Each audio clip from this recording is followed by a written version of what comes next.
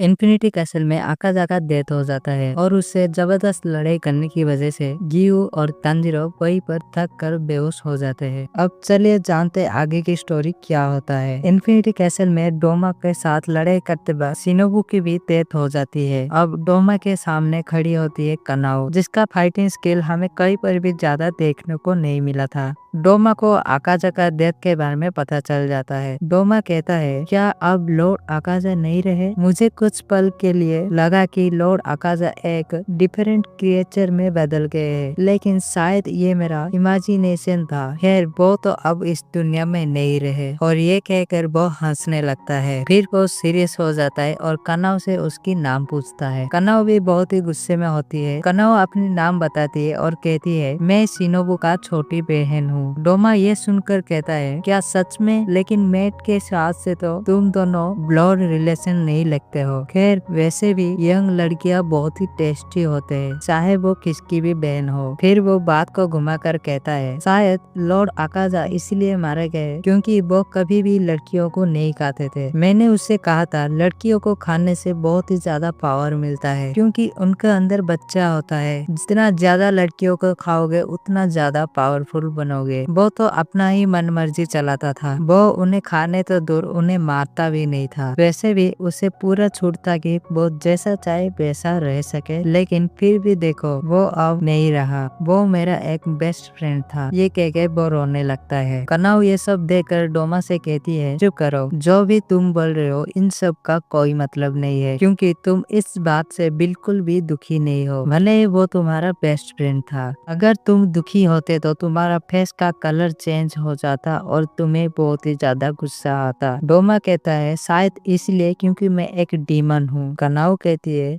Demon के अंदर भी ब्लड होता है और उन्हें भी गुस्सा आता है, लेकिन तुम्हें कुछ भी महसूस नहीं होता है। लोग पैदा होते हैं ताकि वो प्यार, दुख और हैप्पी को महसूस कर सके, लेकिन ये सब तुम्हारे लिए एक सपने जैसा है। तुम सिर्फ ये सब का दिखावा करते हो ताकि तुम्हारा खाली दिल को छुपा सको। शायद तुम्हें पैदा ही नहीं होना चाहिए था। ये सब सुनते ही डोमा बहुत ही ज्यादा गुस्सा हो जाता है और उसका फेस का कलर भी चेंज हो जाता है, लेकिन कनाओ उसके बारे में और भी उल्टा सीधा बोलने लगती है। तभी अचानक डोमा कनाओ के ऊपर अपनी फैन से हमला कर देता है। कनाओ कुछ समझ पाता उससे पहले ही डोमा उसके पास पहुंच चुका होता है, लेकिन कनाओ भी बहुत ही फास्ट होता है। वो उसके हमले से बच जाती है और साथ ही अपनी कटाना से डोमा की पेट को चीर देती है, जिसकी वजह से डोमा के अंतड़िया बाहर आ जाती है। डोमा भी हैरान हो जाता है कि कोई कैसे इतना फास्ट हो सकता है। शायद ये लड़की उस हसीरा लड़की से भी बहुत ज्यादा पावरफुल है। इधर कनाओ बहुत ही ज्यादा घबराए हुए होती है, क्योंकि वो अब तक जितनी भी डीमन से लड़ा है वो सब इसके सामने बच्चे लग रहे थे और उससे लाइफ में पहली बार चक्कर आने लगा था। लेकिन कनाओ कटाना को मजबूती से पकड़ कर खड़ा होता है। वो सोचती है अगर उसे हराना है तो उसके ऊपर लगातार हमला करना पड़ेगा, और अपने फैमिली के बारे में सोचते हुए डोमा के ऊपर पावर ब्रीदिंग का 5th फॉर्म से हमला कर देती है। लेकिन इससे डोमा को कोई फर्क नहीं पड़ता, बल्कि वो कनाओ के ऊपर उल्टा ब्लड डीमन आर्ट से हमला कर देता है। कनाओ भी बहुत तेज होती है, 2nd फॉर्म यूज करके उस हमला से बच जाती है। अब डोमा को पता चल चुका होता है कि कनाओ अपनी आंखों से बॉडी का मूवमेंट देखकर अगले हमले का पता लगा लेती है और उससे बच जाती है। तभी डोमा अचानक कनाओ के आंखों के ऊपर सीधा हमला कर देता है ताकि कनाओ कुछ देख ना पाए, लेकिन कनाओ झुक के अपने आप को बचा लेती है और 6th फॉर्म से उल्टा उसके ऊपर ही हमला कर देती है। डोमा भी उस हमले से बच जाता है और blood demon art frozen cloud से उसके ऊपर हमला कर देता है। उस क्लाउड की वजह से कनाओ की बॉडी और आंखें फ्रीज होने लगती है, जिसकी वजह से उसको डोमा से दूर जाना पड़ता है। लेकिन डोमा फिर से लोटस टेक्निक से कनाओ के ऊपर हमला कर देता है। कनाओ अपनी कटाना से लोटस को काट कर उससे बच जाती है और पानी में गिर जाती है। डोमा लगातार कनाओ के ऊपर हमला करता ही रहता है। वो व्हाइट ब्रीजर प्रिंसेस की मदद से पानी को फ्रीज करने लगता है, लेकिन कनाओ इससे भी बच जाती है और डोमा से दूर रहने की कोशिश करती है। तब वह नोटिस करती है कि उसके ऊपर कुछ आइस क्रिस्टल नीचे गिर रहे होते हैं। कानाओ बहुत ही मुश्किल से उस आइस क्रिस्टल से बच पाती है। डोमा कानाओ की मूवमेंट को देखकर उसे तारीफ करने लगता है और अचानक वहीं से गायब हो जाता है। ये देखकर कानाओ कुछ समझ नहीं पाती है। कुछ समय बाद कानाओ को एहसास होता है कि उसके पास उसकी काटाना नहीं है। वो काटाना डोमा ने उससे छीन लिया होता है। वो इतना फास्ट था कि कानाओ उसे देख भी नहीं पाया। डोमा उसे कहता है, शायद तुम्हें अपनी काटाना को मजबूती से नहीं पकड़ा था, और यह कहकर वो कानाओ के ऊपर कैटरे लोटस से हमला कर देता है। कानाओ बहुत ही ज्यादा घबरा जाती है क्योंकि उसके पास अपनी काटाना नहीं होती है। वो उस हमले से बचने के बारे में सोचती है क्योंकि उसके पास और कोई चारा नहीं था और बचना भी इतना आसान नहीं था। तभी वहाँ पर एंट्री होता है पहाड़ों के देवता इनोसुके की। वो चिल्ला कर आता है और ब्रिस्ट विदिंग का फिफ्थ फैंग से उस हमले को काट देता है। यह इनोसुके बहुत ही ज्यादा खुश होता है क्योंकि उसे अब एक पावरफुल डिमन से लड़ाई करने को मिलेगा। इस वीडियो को यहीं पर एंड करते हैं और अगली पार्ट में हम देखेंगे इनोसुके और डोमा की जबरदस्त लड़ाई। तब तक के लिए वीडियो को लाइक करके चैनल को सब्सक्राइब करके रखिए क्योंकि जैसे ही मैं वीडियो अपलोड करूंगा आपको पता चले। And thank you for watching.